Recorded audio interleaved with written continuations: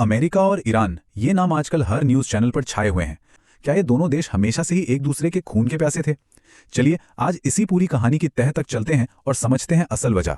देखिए, आज की हकीकत तो ये है कि ईरान किसी भी हाल में न्यूक्लियर बम बनाना चाहता है और दुनिया की जो बड़ी बड़ी ताकतें हैं वो उसे रोकने के लिए हर तरफ से घिरे हुए हैं। और यहीं पर कहानी का सबसे हैरान करने वाला सवाल सामने आता है, क्या ये दोनों देश हमेशा से ही इतने बड़े दुश्मन थे? इसका जवाब शायद थोड़ा चौंकाने वाला हो सकता है। चलिए सीधे चलते हैं 1970s के दशक में। यकीन करना मुश्किल है, लेकिन उस दौर में अमेरिका और ईरान की दोस्ती की मिसालें दी जाती थीं। ईरान के स्कूल कॉलेज अमेरिकी सिस्टम पर चल रहे थे, समाज में काफी खुलापन था और अमेरिकी कल्चर का जबरदस्त असर था। फर्क बिल्कुल साफ है। एक तरफ है 1970s का वो ईरान जहां मॉडर्न सोच थी, अमेरिकन कल्चर था, और दूसरी तरफ आज का ईरान जो सख्त इस्लामिक नियमों में बंधा है। तो सवाल ये उठता है कि आखिर हुआ क्या? ऐसा क्या हो गया कि कुछ ही सालों के अंदर पूरा का पूरा देश 180 डिग्री घूम गया?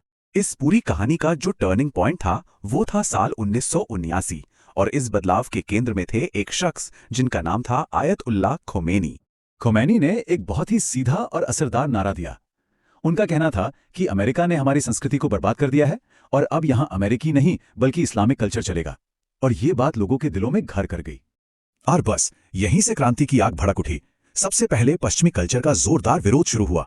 फिर धर्म के नाम पर लोगों को सरकार के खिलाफ खड़ा किया गया। दबाव इतना बढ़ गया कि उस वक्त के जो शासक थे यानी शाह, उन्हें देश छोड़कर भागना पड़ा और उनकी खाली गद्दी पर बैठे आयतुल्लाह खुमैनी ईरान के नए सुप्रीम लीडर बनकर।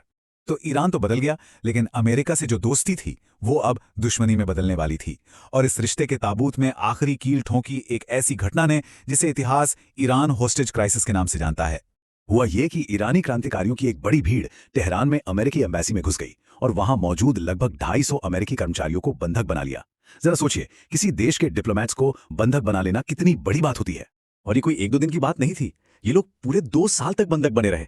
इन 2 सालों ने दोनों देशों के बीच नफरत की एक ऐसी खाई खोद दी जो आज तक नहीं भर पाई है। इस बीच अमेरिका ने एक बहुत ही डेयरिंग रेस्क्यू मिशन भी प्लान किया। 5 हेलीकॉप्टर भेजे गए, लेकिन किस्मत देखिए, ईरान के रेगिस्तान में एक भयानक रेतीला तूफान आ गया। एक हेलीकॉप्टर क्रैश हो गया और पूरा मिशन बुरी तरह से फेल हो गया। ये अमेरिका के लिए सिर्फ एक नाकामी नहीं थी, ये एक बहुत बड़ी बेइज्जती थी। 1979 की वो दुश्मनी आज भी जिंदा है। ईरान न्यूक्लियर ताकत बनने की कोशिश में है और पूरी दुनिया, खासकर अमेरिका, उसे रोकने में लगी हुई है। और हाल ही में इस तनाव ने एक बहुत ही खतरनाक मोड़ ले लिया है। जैसा कि स्रोत बताते हैं, ईरान की एक मस्जिद पर एक लाल झंडा फहराया गया है। शिया कल्चर में लाल झंडे का मतलब होता है बदले का ऐलान या फिर जंग की तैयारी। ये एक बहुत ही गंभीर और सीधा संकेत है।